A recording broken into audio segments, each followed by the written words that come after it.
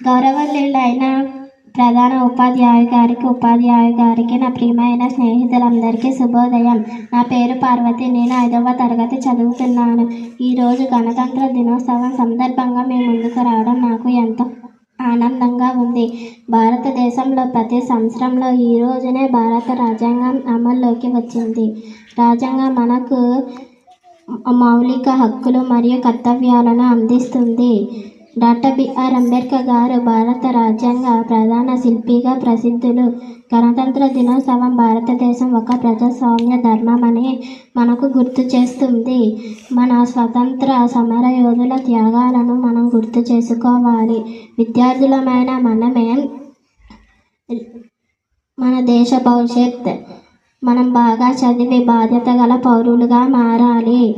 మన దేశ అభివృద్ధికి కష్టపడి పనిచేస్తామని ప్రతిజ్ఞ చేద్దాం. ధన్యవాదాలు. జై హింద్.